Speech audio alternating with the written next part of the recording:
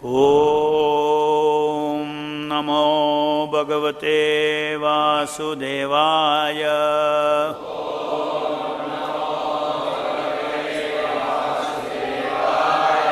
Reading from Srimad Bhagavatam, 4th Canto, Chapter 11, text number 6. Tan hanyamanan abhivikshya guhyakan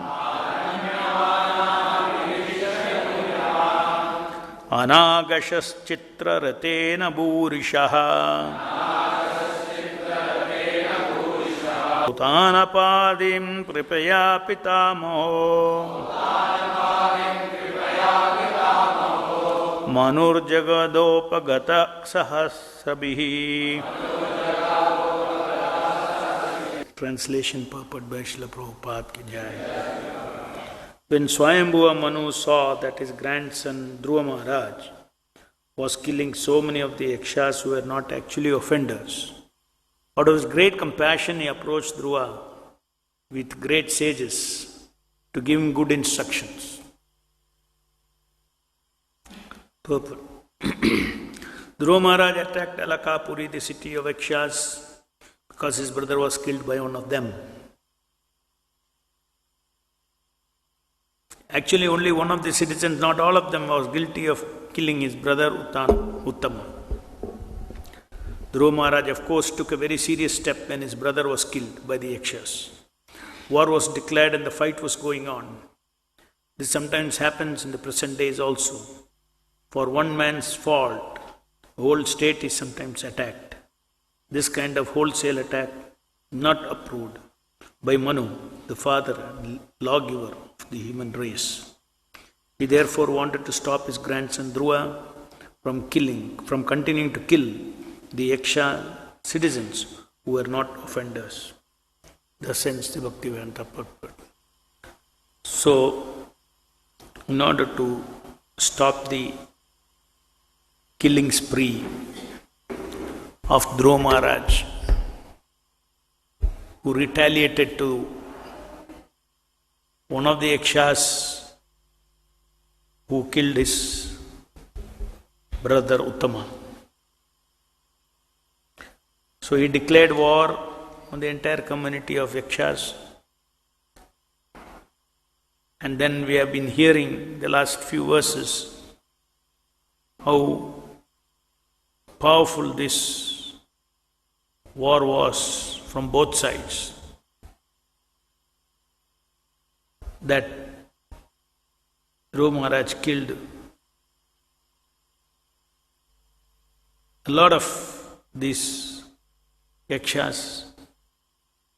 And here in this verse the point comes that okay, Dhruva Mahārāja might have had a reason to take revenge on the killing of his own brother, because it is natural Kshatriya Subhava to retaliate. If someone attacks, then you should not keep quiet. So in that spirit, Dhruva Mahārāja went ahead with attacking the yakshas. But here, in this verse we see suddenly there's a break put on Dhruva Mahārāja's extent of retaliation that he can do as per dharma. So his grandfather saw that Dhruva Mahārāja was crossing the lines of dharma by killing even those who had nothing to do with the killing of his brother.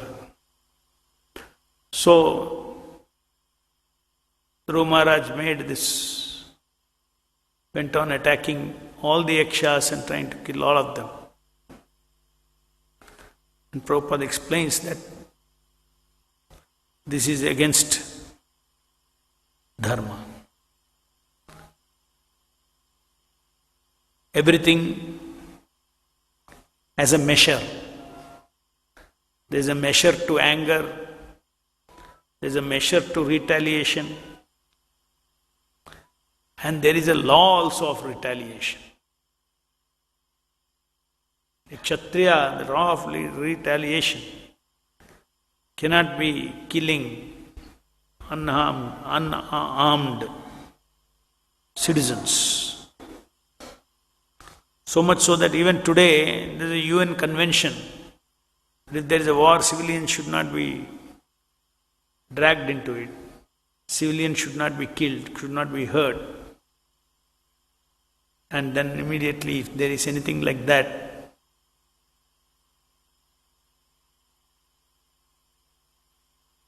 UN appoints somebody to find out, investigate everything. But anyway, it is all motivated, it is not that any perfect thing, nor are they doing it based on what our Shastra says. But it goes without saying that even Kshatriyas, when they fought according to certain restrictions, did not go outright to kill everybody. Unless the war declared by the king, one country against another country, there also you have to only attack the soldiers, because they are the ones who are fighting. Why you should go and kill others? So that even now modern world talks about all these high principles. But we all know the end of Second World War, the atom bomb was dropped, killing all the citizens, normal citizens.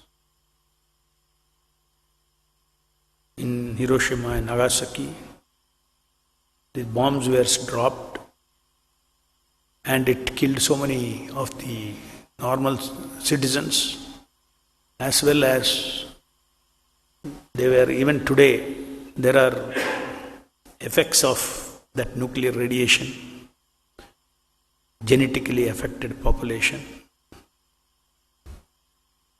So this is considered to be a sin.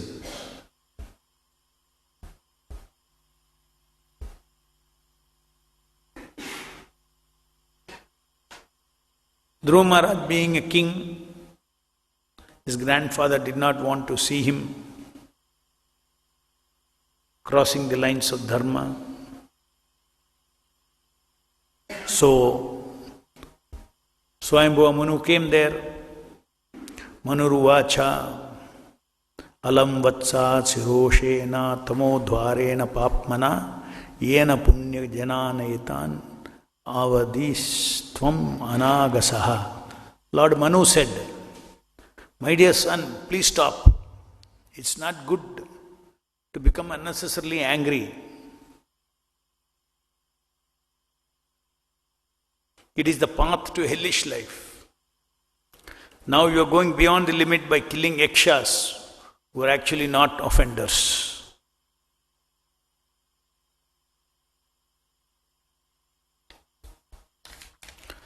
Purport. In this verse, the word Atiroshena means with unnecessary anger.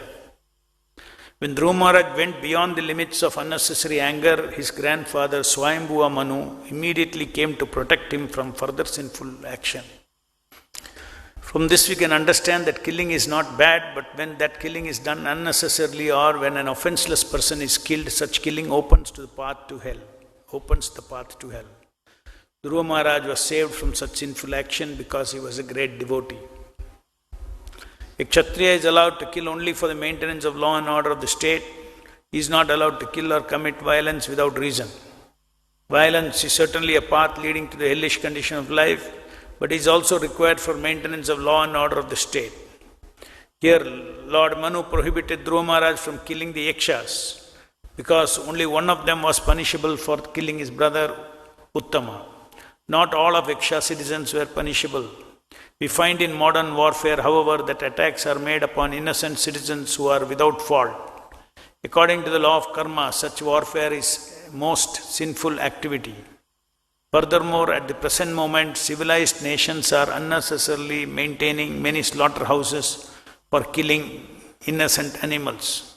When a nation is attacked by the enemies, the wholesale slaughter of the citizens should be taken as a reaction to their own sinful activities, that is nature's law. So, another point that Prabhupada is making here is that each of our actions, especially when it comes to defense, defending others, defending the attack of others, eating, sleeping, mating, defending, that also has to be regulated. Defense sometimes means attack, because then that attack also cannot be whichever way we want. We cannot go berserk and attack somebody. What is the offense that he has done? According to that, there is a gradation of anger, gradation of retaliation. And that careful one has to be when he seeks justice. Seeking justice is very natural in any community, that one should not trample upon the rights of the other person. One should not steal others' properties, etc., etc. So many laws, civil laws are there for maintaining harmony in the society, harmony and peace in the society. So when somebody breaks that, then the Kshatriya leader has to take some steps to protect the rest of the citizens from such exploitation. Otherwise, like in animal kingdom, might will become right. Whoever is strong will suppress others, abuse others, trample upon their rights, hurt them. All these things one will do when one is not regulated. There is no self-control regulated by dharma.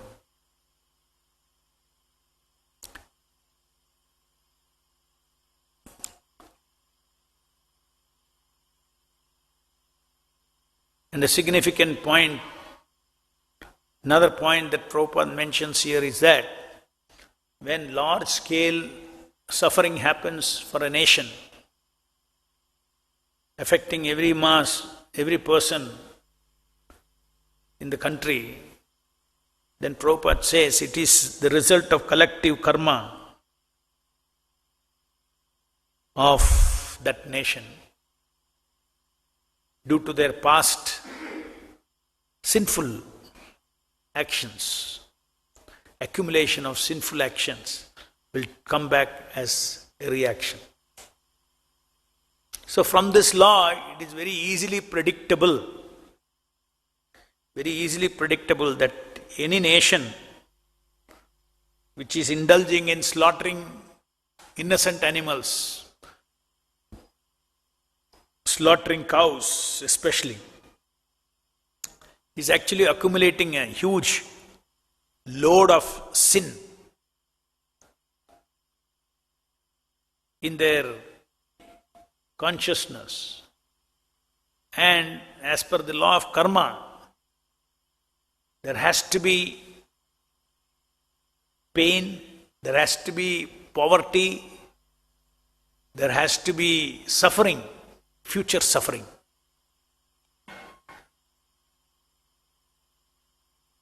So from these laws of nature, Prabhupada also has told several times, except by Sankirtana, there is no hope for this modern world which is full of killing of cows. This killing of cows brings such a big burden on the nation that it will come out as reaction. Just like the European countries, America, their prosperity is only short-lived. Because what they are now engaging in sinful activities is unbelievable quantity of sinful activity in the form of mechanized slaughterhouses for killing cows and rearing cows only for meat industry. And it is not in terms of very small numbers. Millions of cows are every day killed as an industry to feed greedy people.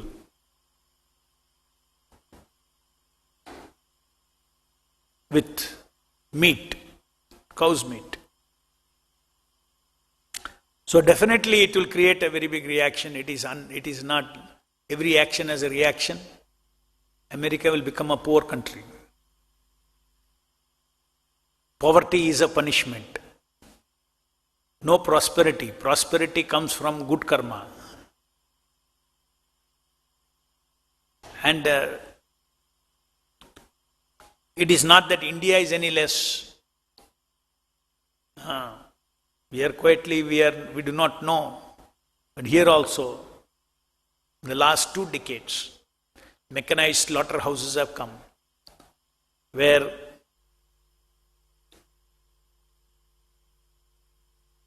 lakhs of animals are killed.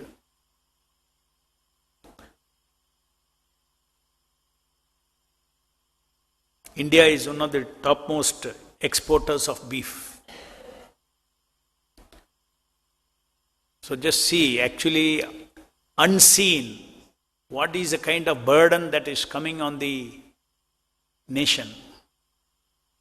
And this will come as reaction. And there will be all kinds of Adi, Daivik, kleshas, which includes war, which Prabhupada predicted. It will come. It will clean up the population. And then there will be, devotees will be protected. There will be a golden period. Devotees will be protected doesn't mean that devotees have to be protected in this body. In this body we may die. But immediately we are also born somewhere. After the war we will be, having a good life of devotee, preaching Krishna consciousness.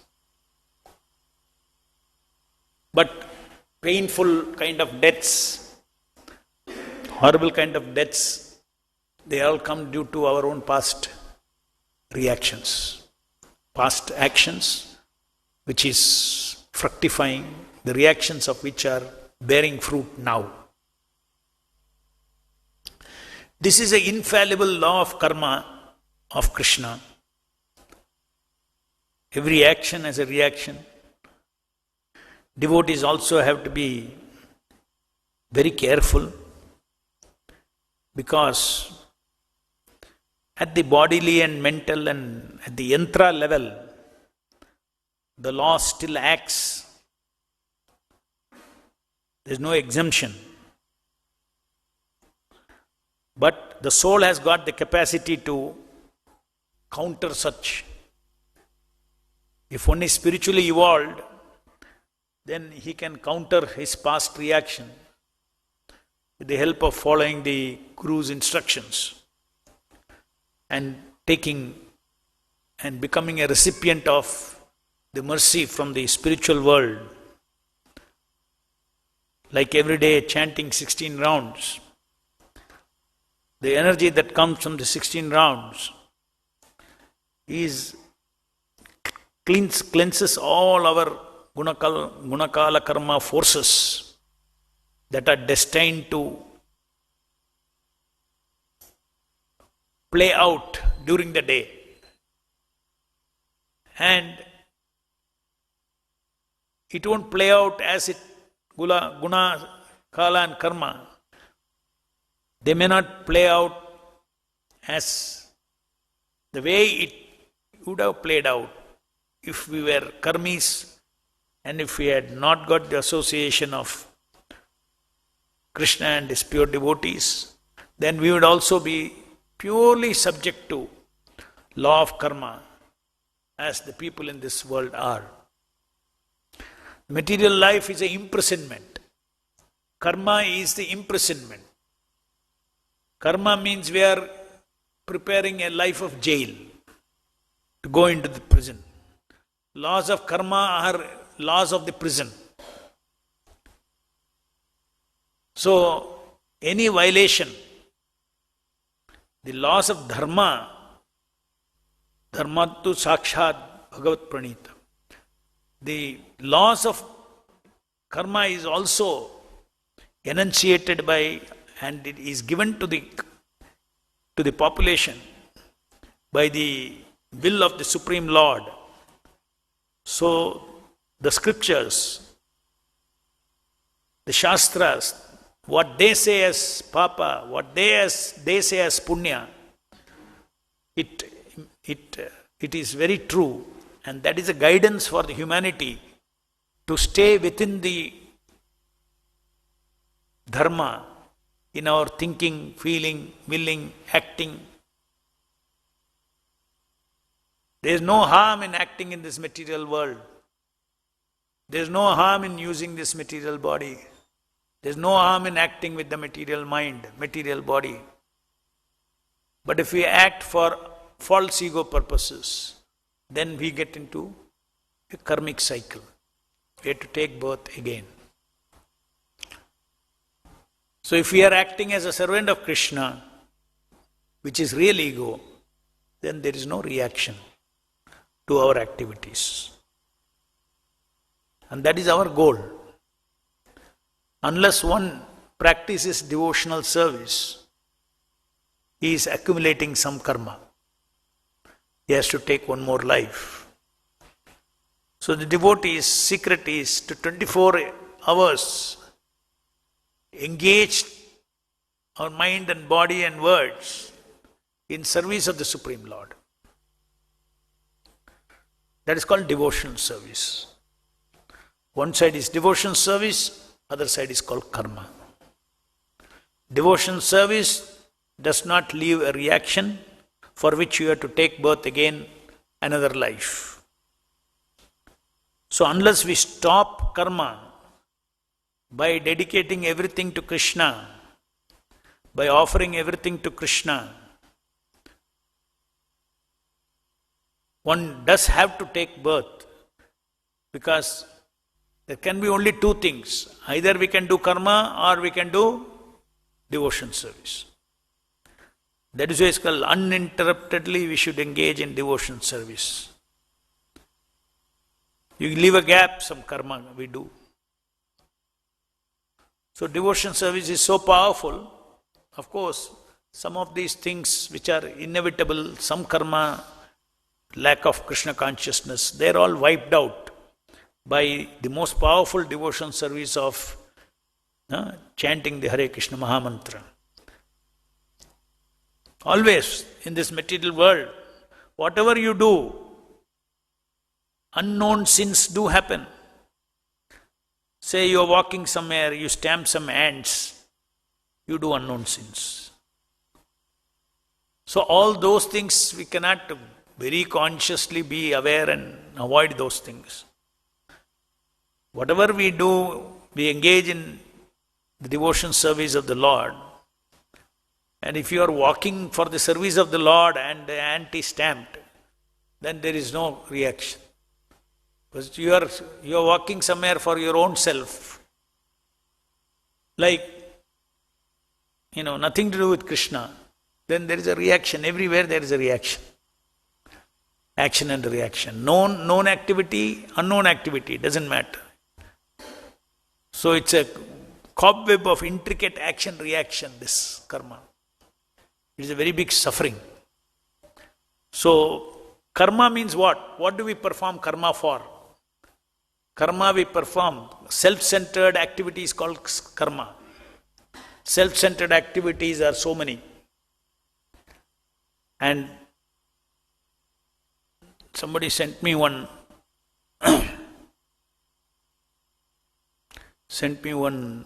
WhatsApp, I received one WhatsApp. from Mahabharata.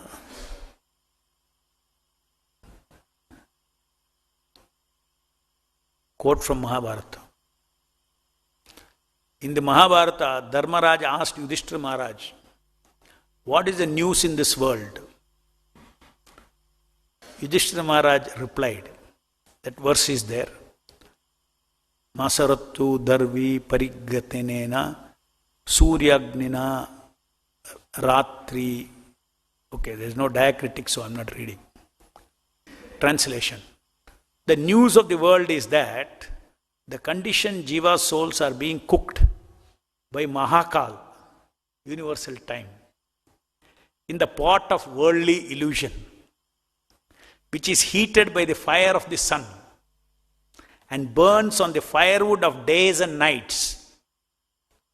The pot is stirred by the ladies of the months and seasons, and within the pot the jiva souls are suffering so much, covered with the masala of kama, krodha, lobha, mada, moha, matsarya, and desire for kanak, wealth, kamini, and pratishta. This is the only news in this world.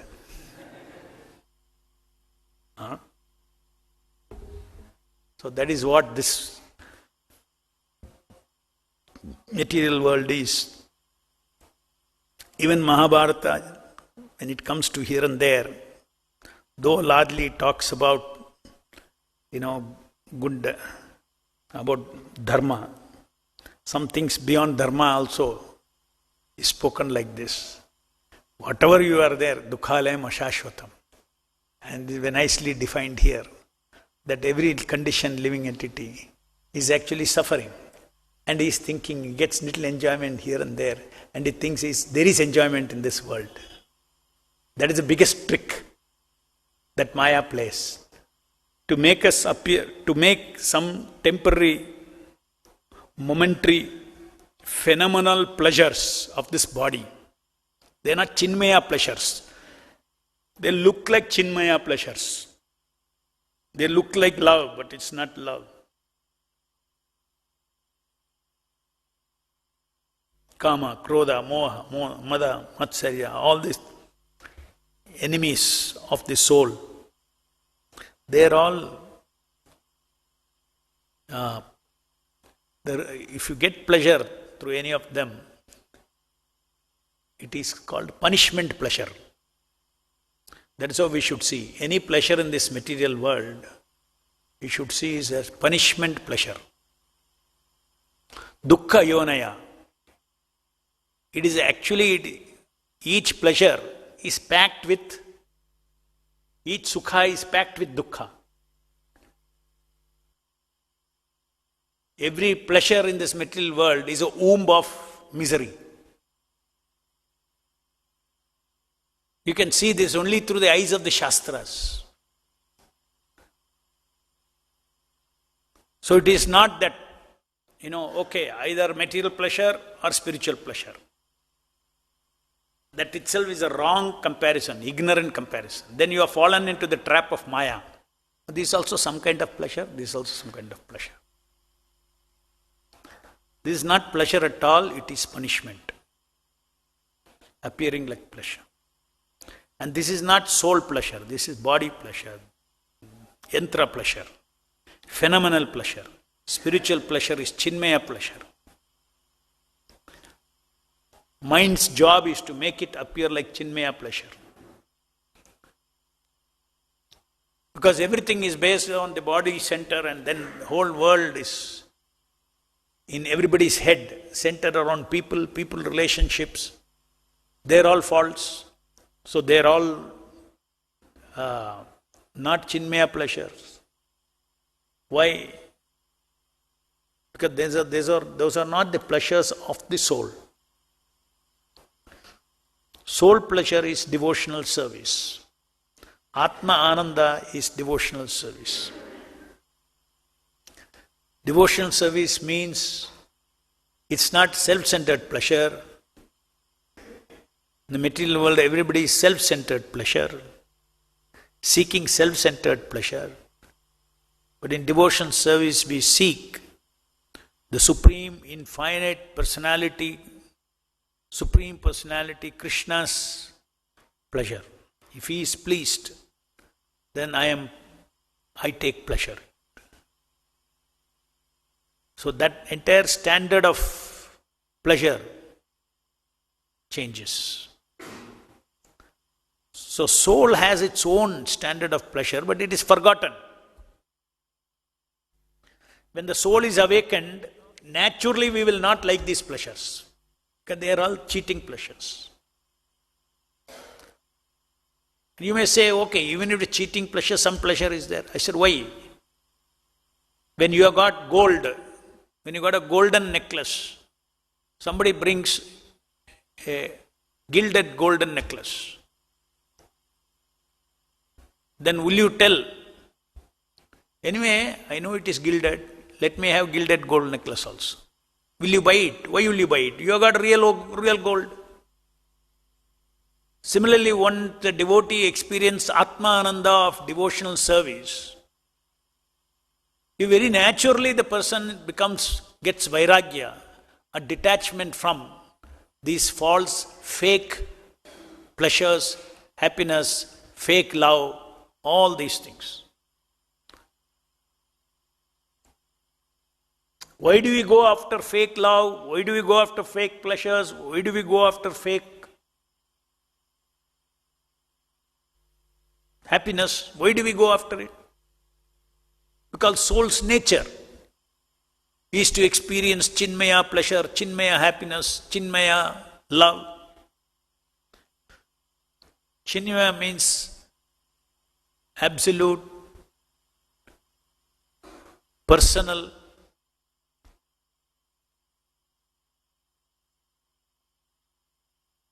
not temporary.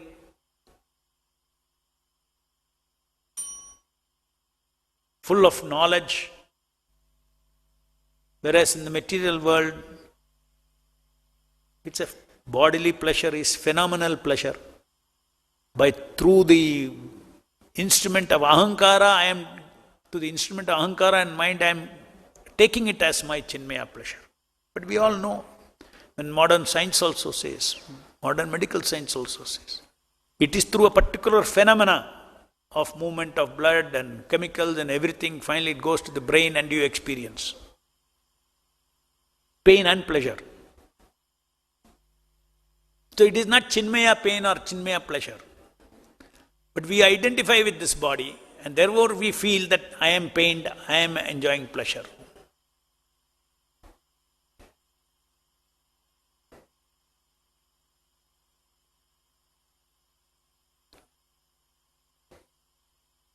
Vairagya Vidya Nija Bhakti Yoga. Vairagya means the ability to see Maya pleasures, false pleasures, and real pleasures. Ability to differentiate between matter and spirit. Ability to see what is personal, what is impersonal.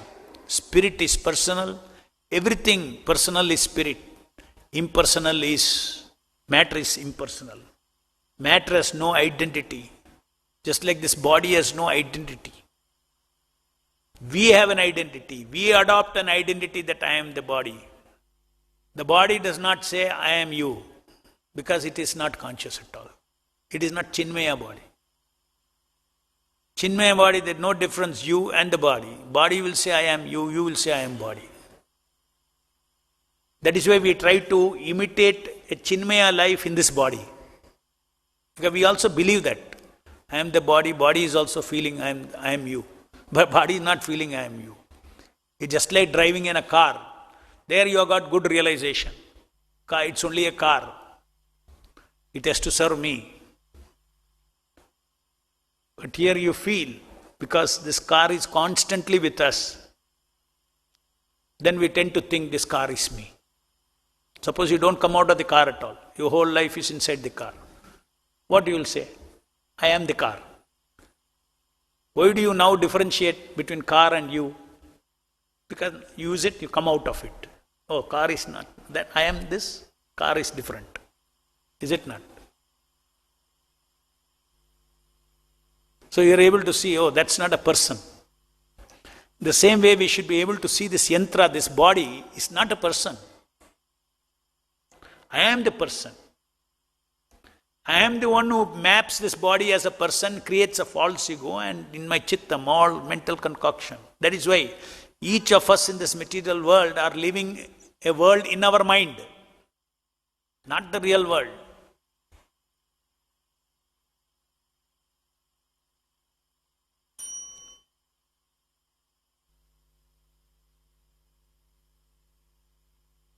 If really body has to be seen as body, then there won't be relationship at all.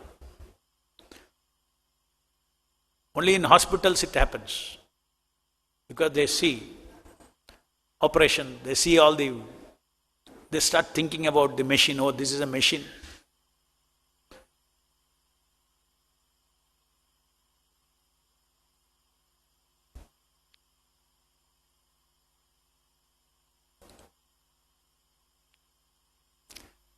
So, bhakti and vairagya, they go together.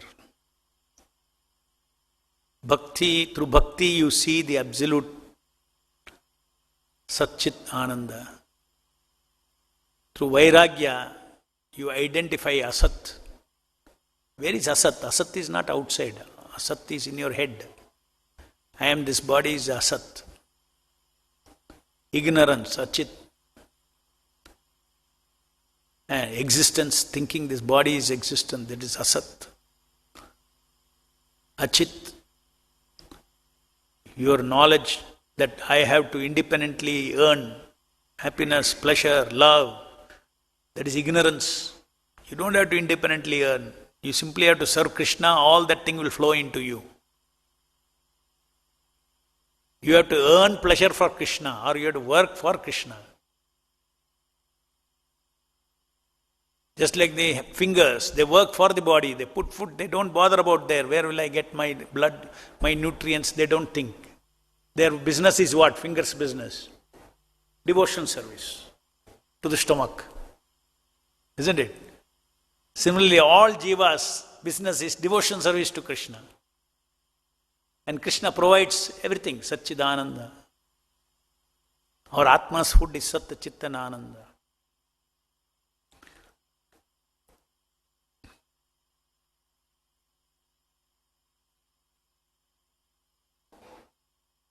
So preliminary self-control to stay within the laws of dharma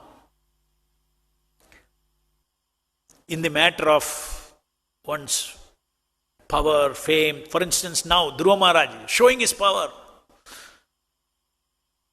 beyond dharma. Immediately his well-wishers wanted to save him. Swayambhuva Manu came, no, don't accumulate this reaction. You're crossing the limits. So in this material world also, if senses enjoy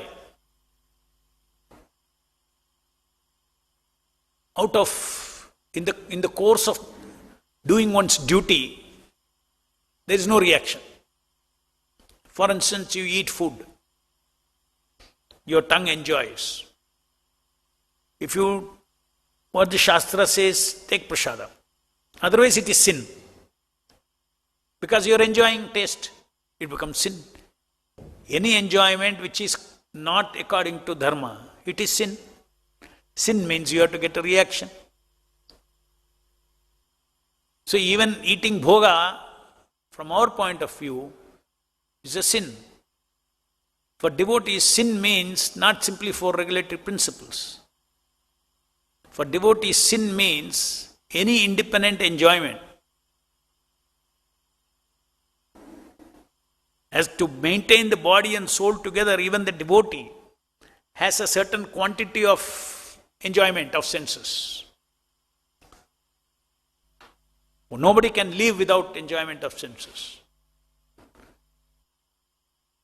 One is what is necessity What is the minimum gratification that is required for living? For instance, you cannot say, okay, Vairagya, let me eat without tasting. Not possible. So if you put mouth, you taste. Tasting means you are enjoying taste. Then it is sin. No, if you taste nicely, take Krishna Prasadam, it is not sin. Like that, anything and everything we do for Krishna as his part and parcel for his pleasure, starting from following the principles of dharma, then one is protected. So one need not be against pleasure as such. One should be against unauthorized poisonous pleasures. This should be our pleasure attitude towards pleasure in this body. We should not chase pleasure, but to live our normal life, certain pleasures are inevitable. Eating, sleeping, mating, defending. You adhere this. For instance, defending. Dhruva Mahārāja, he should very much authorized to kill the person who killed his brother. But he cannot go beyond that and kill everybody. So regulated one should be. One should be regulated in power, one should be regulated in knowledge. How knowledge? Yes, no problem. We can chase knowledge, but chase Shastric knowledge, not speculation. Speculative knowledge, modern science, modern education, everything is ascending process of speculative knowledge. Sin means it will distance you from God. Power, knowledge, love, pleasure. Love has to be regulated in this material world because there is no true love anyway. Nobody is going to last ever. It is simply a sample love. So that you can look for real love, eternal love from Krishna. In this world, power, knowledge, love, pleasure, they're all samples to create the vocabulary for the evolving spirit soul to understand spiritual power, spiritual knowledge, spiritual love, spiritual pleasure. Everything in this material world is a perverted reflection of that. Because reflection, by looking at the reflection, you can understand what would be the original. If reflection is having this, original must be having this quality. So all the variegatedness that we see in this material world, they're all reflections. And they're not real variegatedness. Male, female, all the variegatedness we see. Moment we see the variegatedness, we get caught up in this material story. I am this body. So to become free from this material story, you need Vairagya. Vairagya is not really renunciation like that. Vairagya is to see everything is for enjoyment of Krishna. That is Vairagya. Mayavadis understand Vairagya in a different way. We also need Vairagya. That Vairagya is to not to think anything is my property for my enjoying. If a body is given by God according to dharma, that much is my quota of enjoyment. I am happy. Leave it. One should not misuse one's body to get that kind of enjoyment. Just like they say, you don't live to eat, you eat to live. Similarly, you don't live for pleasure, but take pleasure to live. You take pleasure enough to run your life. Because this body and mind is designed like that. There are pleasures. So we have to have spiritual discrimination to see the difference between unauthorized pleasures are to be seen as poisonous pleasures. Is it possible to have a poisonous honey? Possible. In the honey you mix some poison. Poisonous honey. Isn't it?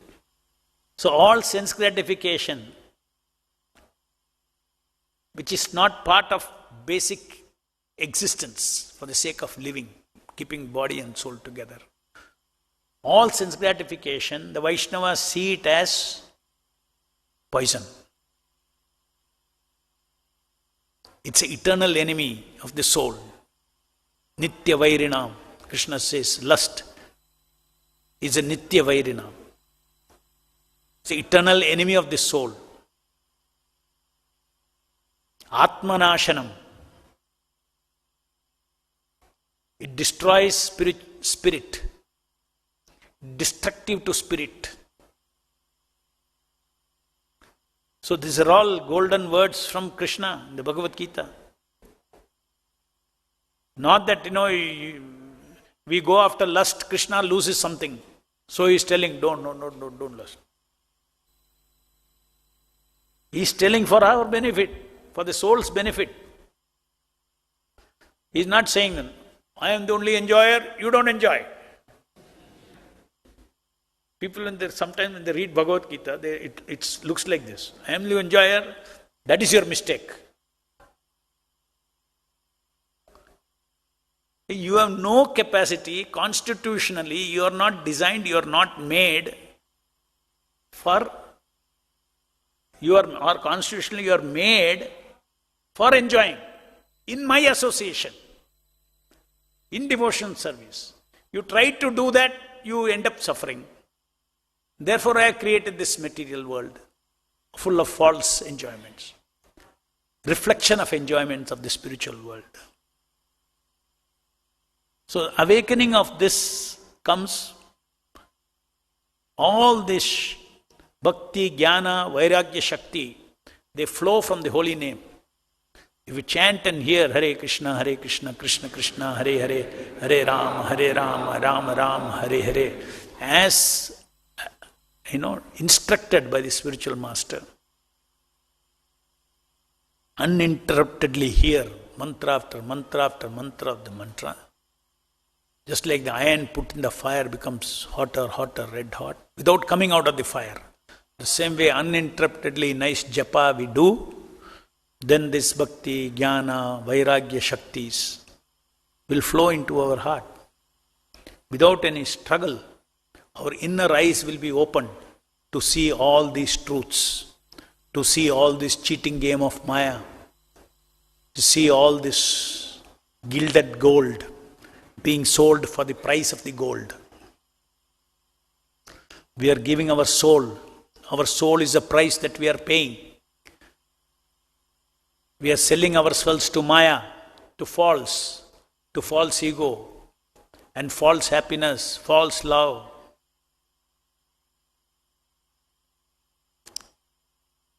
Any questions? Yes. Hare Krishna Prabhu. In this case, we are seeing Dhruva Mahārāja, who is a pure devotee, who has actually seen Lord himself. When there is a feeling of sense of hurt. Sense of? There is a sense of feeling hurt. Okay. So at that time he even apparently crossed the line of dharma and caused more pain than what is actually supposed to be. And then comes the authorities like Swayambhuva Manu and rectifying this situation. So what is the set of rules an individual who is a sadhaka should think about when he feels that he's really felt that there's a hurt, okay, and seeking justice. So as you said, Prabhu, in the class, seeking justice is something is natural. But then when we are feeling hurt, we will not be properly judging whether I am right or wrong and how much I should react. No, that is why we need association of devotees. We discuss with others. Also we have to be very careful, we should not jump into. Another thing is, Chaitanya Mahaprabhu says, Trinadapi Sunichena Tarorapi Saishnu Amanina Manadena Kirtaniya Hare Hare. Our goal is to practice humility. So 2-3 options are there. To practice humility by tolerating. You practice humility by tolerating, but if it is affecting your service, if it is not affecting your service, you don't care. I am not working with this devotee. I don't need any working relationship. Somewhere he thought, he saw me and he did some nonsense and went away. He hurt me and went away. Forget it. Trinadapi Sunichena. Practice. Somebody else hurts you and it disturbs your service. It may be interfering with the service. Then again, you have to take, instead of labeling that person as this and that and all those things, very specifically that particular issue, you take it up with your authorities and you sort it out. So when authorities are there, just like Swayambhuva Manu, he came there and there was a regulation. It is very natural. Sometimes anger means, it goes off. That is why when we are very angry, then we should, our rational mind justifies, what is wrong, I am angry. He did wrong. So that he did wrong rationalization, he doesn't think how much angry I should be. Here what is being taught is, for everything there is a level of anger, level of punishment, level of retaliation. Prabhupada uses that word here. Level of anger. So then what happens? We create mistakes. Somebody hurt us, and in retaliation, if you didn't, or in response to that, if you didn't do as per dharma, then you are creating offenses to other devotee.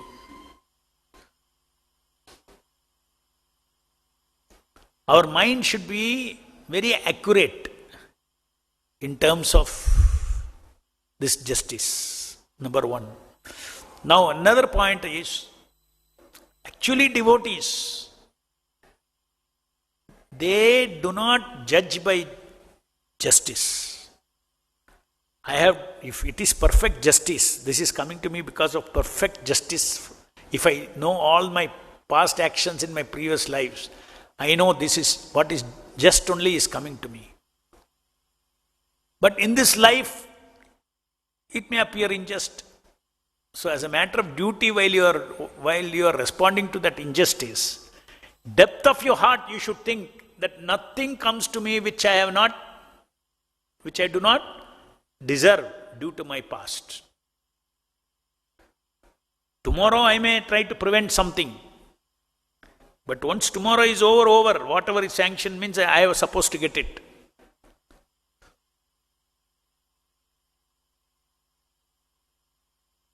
So acceptance of the current position as we move on. Now it is 9:38, let's say 9:50, 10 o'clock. What happens you do not know. Live the moment as per the laws of dharma, as per the laws of Vaishnava behavior, and be safe. Any other question? Srimad Bhagavatam ki jai, Jagat Guru Srila Prabhupada ki jai.